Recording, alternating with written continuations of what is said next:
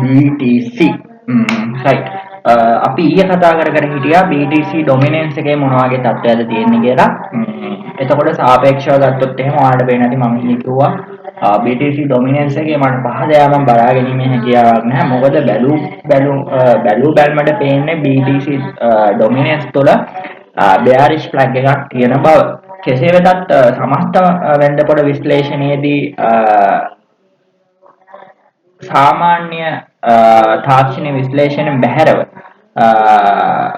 නිසි න්‍යායන් භාවිතා කරමින් වෙළඳපොළ නිරීක්ෂණය කරනකොට පෙනී යන්නේ bearish flag එකක් මේ තුල නිර්මාණය වීමට ඉතා අඩු ඉඩකඩක් ඇති බවයි ඒ හින්දා තමයි මම කිව්වේ මේ විදිහට මාකට් එක ඉහළ යාමේ වැඩි ඉඩකඩක් තියෙනවා කියලා. ඒ වගේම තමයි ඊයේ අදගත්ත ට්‍රෙන්ඩ් ලයින් එක තමයි මේ දෙන්නේ. අපි මේක තව ටිකක් පල්ලෙහාට අඳගත්තොත් ඔයාලට පේනවා ඇති මාකට් එක තුල මෙයා නැවත ට්‍රෙන්ඩ් ලයින් එක බ්‍රේක් කරලා පහළට රීටෙස්ට්මන්ට් එකක් කරන්න ගිහිල්ලා දෙනවා. එයාට ඒත් බැරි වෙලා තියෙනවා. ඒ හින්දා නැවත මෙයා පම්ප් වෙලා දෙනවා. කෙසේ වෙතත් අපි ගත්ත ප්ලෑන් එක ඒ විදිහටම තියෙනවා. කිසි වෙනසක් නැහැ. මොකද මේ 1 hour time frame එකේ දාගෙන ඉන්න ඇත්තම කිව්වොත් එහෙනම් මේ ෆ්ලැග් එක යන්නේ ටිකක් උඩ ඉඳලා හරහට පහළට වගේ. ඔයාලට මොබයිල් එකේ වගේ වැළුවාම පේනවා. ඊටමත් සාර්ථක වෙක් ගන්න පුළුවන්. මේ මෙතන පොඩ්ඩක් මේක වෙනස් වෙලා තිබුණාට මොකද මගේ chart වලත් පොඩි ප්‍රශ්නයක් තියෙනවා. ඔයාලා වැඩි හිතන්න එපා. මොකද මේවා පොඩ්ඩක් ඇඩ්ජස්ට්මන්ට් කරලා එහෙ මෙහෙ වෙලා තියෙන දැන් මොබයිල් එකේ බලද්දි BTC dominance එක තියෙන ටිකක් පල්ලෙහාට ආපු channel එකක් විදිහට. දැන් මේකේ තියෙන හරියටම consolidation zone එකක් විදිහට. ඒක මම ඇතුළෙන් වෙනස් කරලා තියෙනවා. ඉතින් පොඩි වෙනස්කම් ඇති මාජි ප්‍රශ්නයක් තියෙන කියන්නේ මේ ඩිස්ප්ලේ එකේ ඒක වැඩි හිතන්න එපා. කෙසේ වෙතත් BTC dominance වල ඉහළ යාම සහ අපි ආපු plan එක කොහොමද? දැන් දවස් 6ක් එකම විශ්ලේෂණය ඇදගෙන යනවා. මොකද මම මේක අර මේකේ ඉන්න ලොකු ආයෝජකයන්ට සහායක් සහ දැන්ට වෙළඳපොළ තුළට ඇවිල්ලා තියෙන නවකයන්ට තාක්ෂණික විශ්ලේෂණයන් භාවිතා කරමින් වෙළඳාම් කටයුතු කරගෙන යනකොට කොහොමද තමන්ගේ තාක්ෂණික විශ්ලේෂණයන් කළමනාකරණය කරගන්නේ? බ්‍රේක්අවුට් එකක් වෙලා රීටෙස්ට්මන්ට් එකකදී අපි බය වෙලා මාකට් එකෙන් අයින් වෙනවද? මාකට් එක විසින් අපිව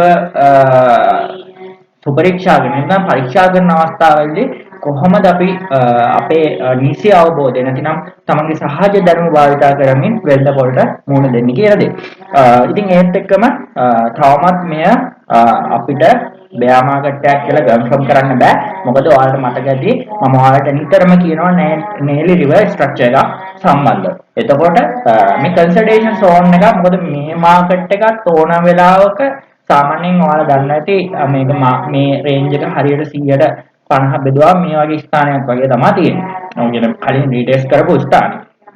මේ වගේ තැනක්. ඉතින් මාකට් එක නිසක වශයෙන්ම ගිහිල්ලා මෙහෙම ගිහිල්ලා මෙහෙම වැටෙන්න බැරි කම නැහැ. මොකද හොඳම දේ තමයි ඊටාමත්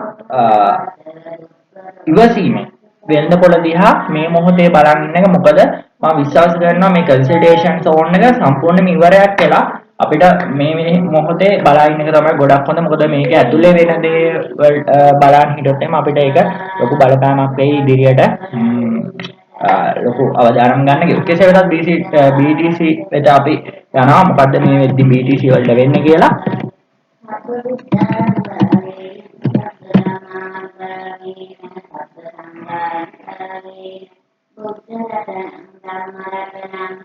ඔව් මේක තමයි අපි BTC USDT chart එක අඳගෙන ඉන්න එක. මොකද මේ chart එකේ මේ වෙච්ච breakout එක retracement එක හැමදේම මම ඔයාලට පැහැදිලි කිරීමක් කරා. ඒ වගේම තමයි මෙතනදී විශේෂයෙන් කතා කරනවා smooth moving average සම්බන්ධව. market moving averages. right. මොකද්ද මේ moving averages වලින් අපිට ගන්න පුළුවන් idea එක. ඔයාලා මෙහෙම හිතන්න වෙළඳ පොළක් තුල හෝ නැත්නම් ඔයාලා හිතන්නකෝ කෙලින් පට්ට කෙලින් පාරක් කියනවා කියලා. මේ විදිහට අපි හිතමු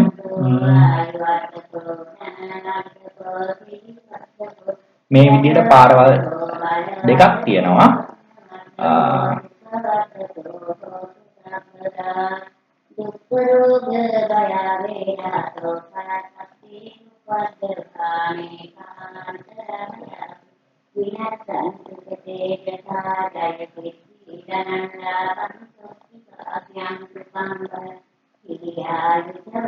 එකපාරක් තමයි මේ විදිහට තියෙන්නේ. ඒ කියන්නේ පාර ඇත්තටම කිව්වොත් එහෙම තියෙන්නේ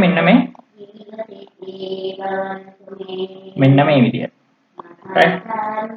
අනිත් පාර තියෙන්නේ දැන් මේක මම දෙපැත්තට වෙන් කරගන්නම්. මොකද මේකේ ඔයාලට මම හැම වෙලාවෙම এডুকেෂන් පාර්ට් එකක් තමයි ගේන්න බලන්නේ. එතකොට මේ තියෙන්නේ සාමාන්‍යයෙන් අංශක 180කට වගේ බර වෙච්ච පාර. එතකොට තව පාරක් තියෙනවා සමහර පාරවල වදාගෙන ඉඳි කෙලින් පැත්තට යනවා අනිත් පැත්තට එනවා. හරිද?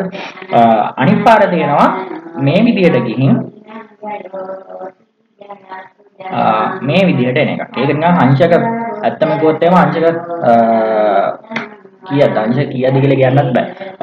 දැන් මෙහෙම හිතන්නකෝ ඔයාලා පාරවල් දෙකම යන්නේ එක පැත්තට. හැබැයි එක පාරක් තියෙනවා ටිකක් V shape එකේ නැමිලා මේ පාර තියෙනවා යම් තාක් දුරට වක්‍රාකාරව. එතකොට දැන් ඔයාලා හිතන්න මේ දෙකේ වාහන දෙකක් ගියොත් එහෙම මේක අපි තව ටිකක් පල්ලෙහාට දික් කරගමු. මේකෙදි වාහනයක් එද්දි මෙයාගේ ස්පීඩ් එක මෙයාට මැනේජ් කරගන්න පුළුවන්. ඒ කියන්නේ මෙයා දන්නවා මේ විදිහට පාර යන්නේ හරියා එන කෙලකට යන්නේ නැහනේ. ආ හිමීටනේ යන්නේ. හරිද? එතකොට එයා ලස්සනට එයාගේ වේගෙ මැනේජ් කරනවා.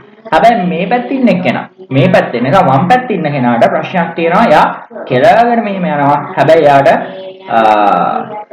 ටර්න් එකක් දාන්නවා. මේ ටර්න් එක එයාට කරන්නේ නැහැ. එක්ක මෙතන හයියෙන් බ්‍රේක් පාරක් ගහලා මාර්ගෙමක් දෙන්න යනවා. අලුතෙන් එන එක යනවා. ඊට පස්සේ එයා මෙහෙම ගිහලා ආය මේ පැත්තට එන්න සිද්ධ වෙනවා.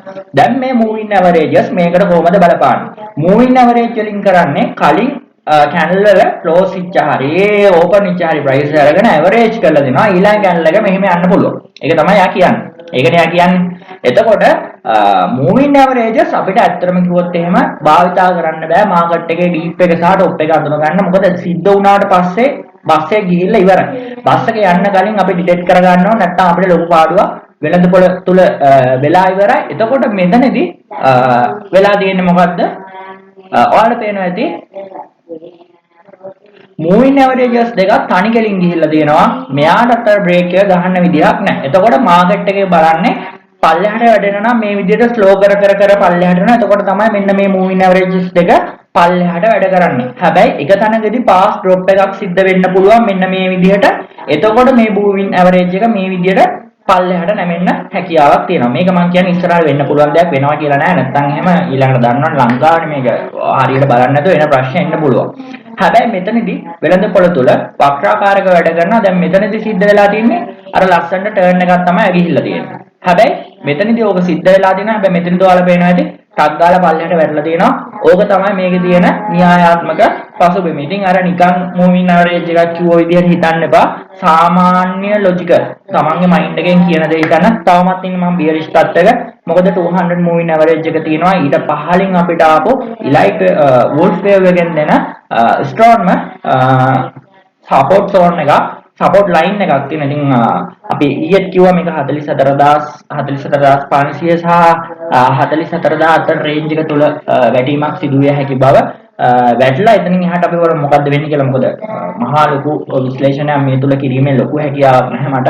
හේතුව තමයි වෙළඳපොළ ඉතාමත් අවිනිශ්චිතයි. මොකද මෙය BTC වල ඉදිරි මාස කීපයේ ගමනාන්තයේ මොන ආකාරයෙන් තීරණය කරනවාද යන්න කියන දේ නිසතවම